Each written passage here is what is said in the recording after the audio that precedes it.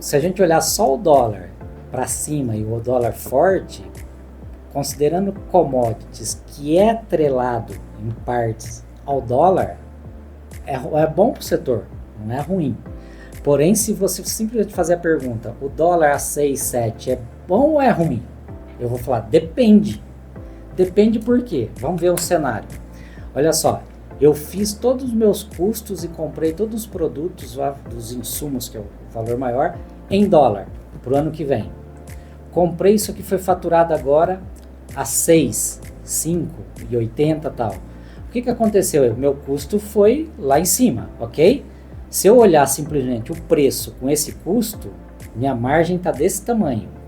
Agora, se eu fiz essa compra e automaticamente também tinha contratos de exportação, contratos de vendas em dólar, teoricamente vai o dólar custo, vai a receita em custo, eu estou com a margem teoricamente garantida. E talvez em valor absoluto maior, por quê? Porque a receita vai ser maior e a participação de reais no custo fixo, aí, mão de obra, combustível, tal, vai ter um percentual em reais, ou seja, eu posso melhorar um pouco o meu resultado ainda no ano que vem, ok?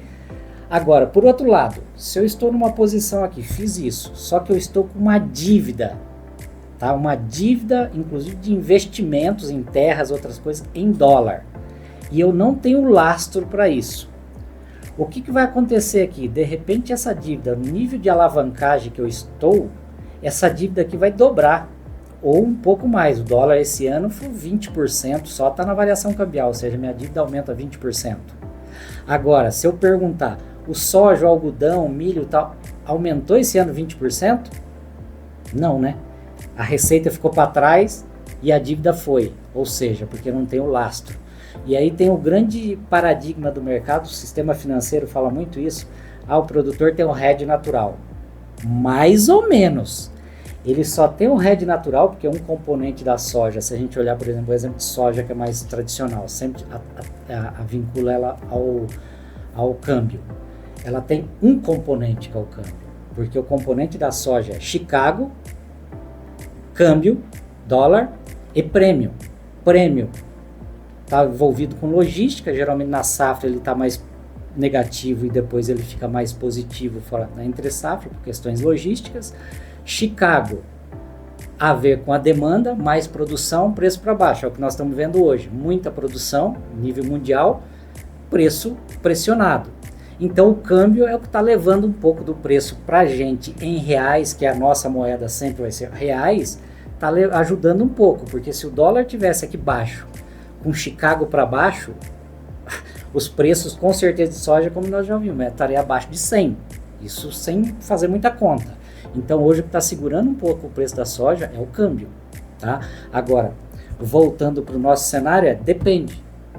Se eu estiver, como que eu estou posicionado em dívida, como que eu estou posicionado em custo, o dólar pode fazer um estrago enorme, como eu já vi vários produtores quebrarem por causa do câmbio, assim como eu vi vários produtores ganharem muito dinheiro por causa do câmbio. Então, aí vem a gestão de risco que a gente fala tanto e faz parte do nosso projeto de consultoria estratégica, olhar a gestão de risco, as operações de hedge, derivativos, tal, tem que tomar muito cuidado. E nesse ano, olhando todo o cenário econômico, não só juros, commodities, o câmbio, política fiscal, inflação, hoje a receita é cautela, gestão de risco muito forte e não fazer loucuras ou querer fazer coisas diferentes num cenário como esse. É muita cautela porque são muitas vulneráveis aí, muitos riscos e muita vulnerabilidade se a gente olhar o ciclo 24, 25, tá? Então esse é o grande ponto.